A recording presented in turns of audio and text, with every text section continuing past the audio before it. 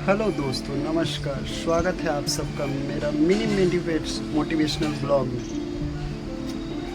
कि चमगादड़ जब उल्टा लटक जाता है तो उसको ऐसा लगता है कि सारी पृथ्वी उल्टी हो गई है, उसने सारी दुनिया को पलट दिया है।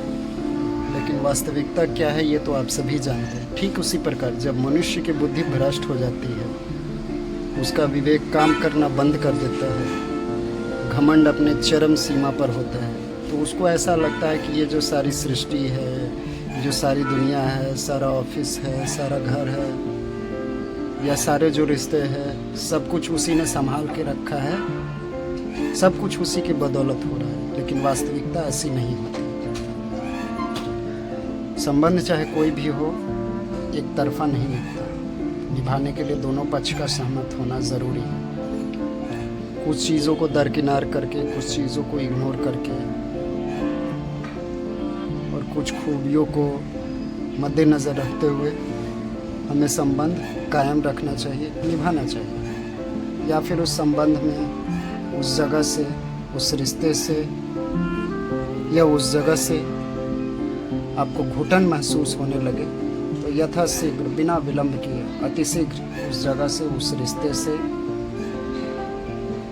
उस वस्तु से, उस दिखावटीपन से दूर हो जाना चाहिए। इसी में हमारी भलाई है। देखो, कहने का सीधा सा मतलब है कि जो भी चीज़, जो भी वस्तु, जो भी स्थान या जो भी व्यक्ति आपकी मानसिक और शारीरिक स्थिति को खराब करता हो, उससे दूर रहने में ही भलाई है। कहते हैं ना, विनाश काले विपरीत बुद्धि। एक दिन वो अपने विनाश का खुद ही कारण बनता है। जो लोग ये समझते हैं कि वो बहुत चालाक हैं, चतुर हैं, सामने वाले को ईजिली बेवकूफ़ बना लेंगे, ऐसा हो सकता है कि वो कुछ समय तक, कुछ क्षण तक किसी को बेवकूफ़ बना ले,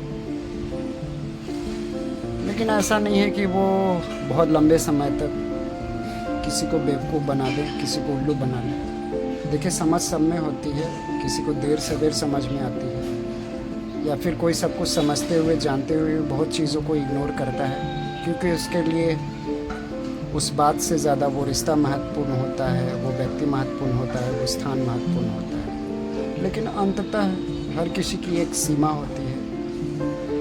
वो सीमा जब लंघ जाती है, अति हो जाती है, तो फिर क्षति होना तय है। तो क्षति होने से पहले ही, अति जब अपने चरम पर हो, तो हमें उस रिश्ते से, उस स्थान से, उस जगह से निकल जाना चाहिए। नमः पार्वती पते नमः। भगवान सबका भला करे, लेकिन शुरुआत हमसे करें। हर हर महादेव। राधे राधे।